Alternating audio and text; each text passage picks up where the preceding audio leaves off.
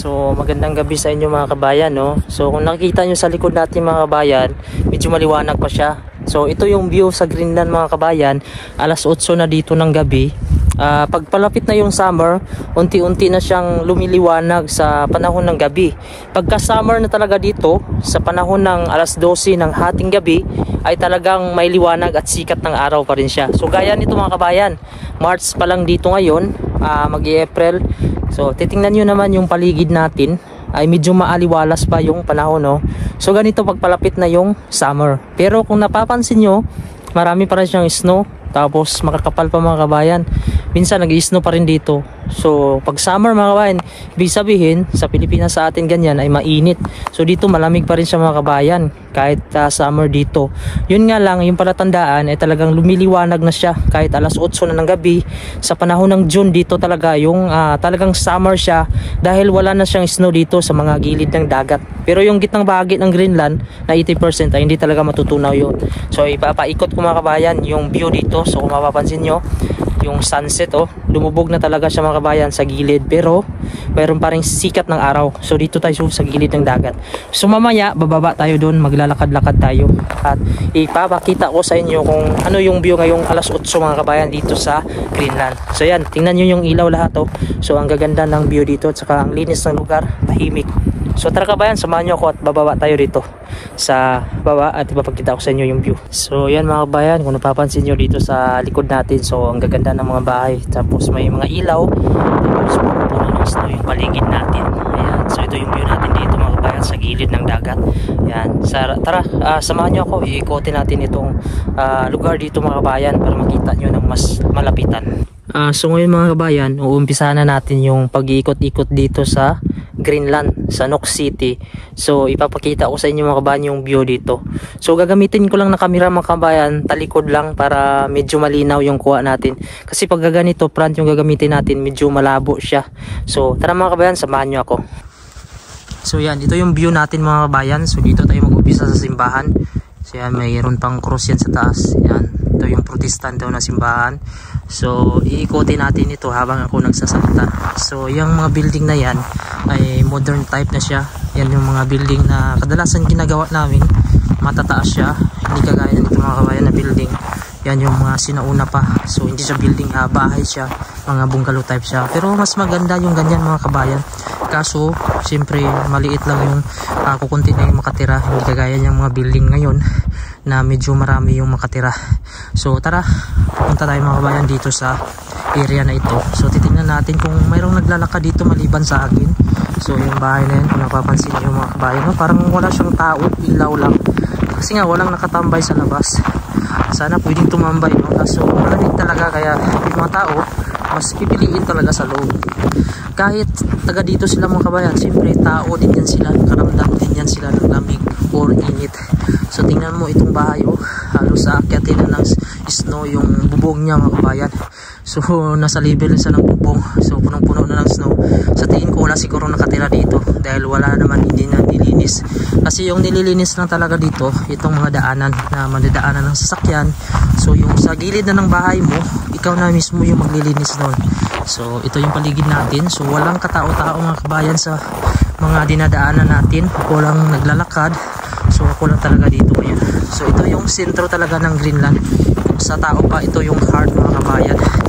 So dito tayo maglalakad. So makikita lang natin dito ay puro lang mga sasakyan na dumadaan. So tayo lang naglalakad dito mga kabayan. Ginawa ko lang itong video para makita nyo kung ano yung itsura talaga ng Greenland pag ganito.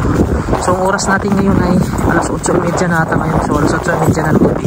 Pero kung napapansin nyo, medyo maaliwalas pa yung paligid natin, no? Kaya maliwalas pa rin siya dahil palapit na yung summer dito. Pagka summer kasi dito, kahit alas 12 ng hating gabi, mayroong liwanag. So kabaliktaran siya pag winter. Dahil pag winter, matagal sumisikat yung araw. Halos buong panahon ay walang araw at saka madilim siya. So ngayon palapit na kasi yung summer, kaya pag alas 8 minsan maliwanag pa rin siya. So baka next month April ay unti-unti nang liliwanag, a-adjust na yung araw dito mga kabayan, sisikat na siya. Pero yung panahon mga kabayan, ang dami pang snow. So winter pa rin to mga kabayan. Usually dito June talaga mawawala at matutunaw itong mga snow na ito. Dahil sa lamig, titigas pa ito sa mga kabayan. Pagka wala ng snow na pumapatak, ay tutunawin na ito ng tubig. Dahil pag nag plus degrees na dito mga kabayan, nagpo-frozen lang kasi yung isang lugar pagka nag-minus siya.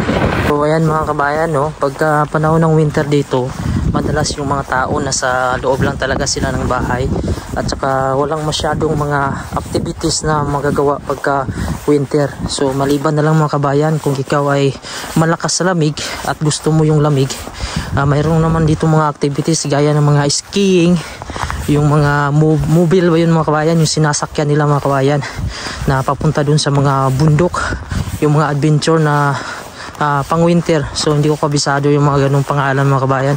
Yung dog sliding ba yun, yung sasakay ka ng aso na hinihila ka. So mayroon sa ibang lugar pero dito sa Nok wala, kasi itong lugar ng Nok hindi siya masyadong patag, kundi parang bundok siya mga kabayan o mabato-bato.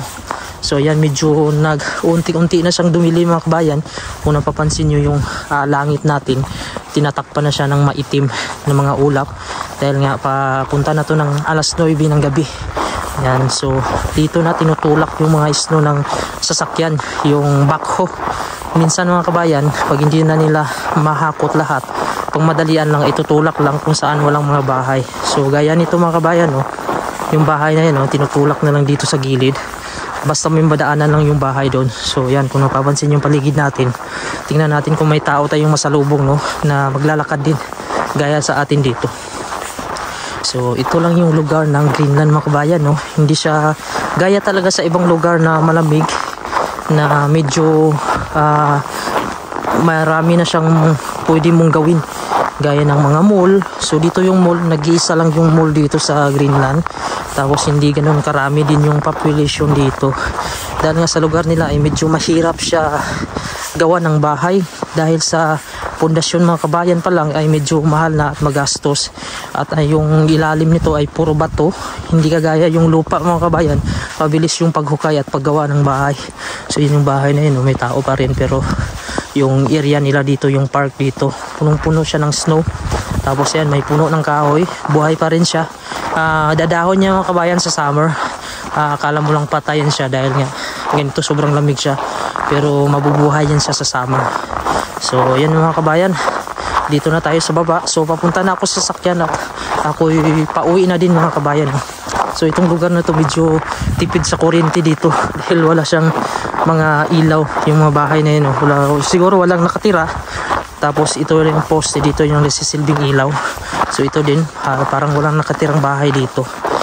So medyo mababa lang yung mga bahay ito, bungalow type pa lang.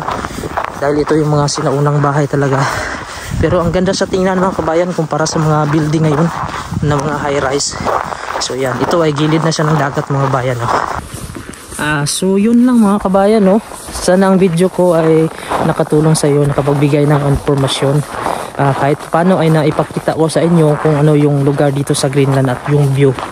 Sana wag mo naman po kalimutan i-subscribe ang aking YouTube channel. Pindutin mo na din po yung bell notification para updated kayo kung may bago tayong mga video na i-upload. Okay, hanggang dito na lang ang aking video. Maraming salamat po sa panonood and God bless po.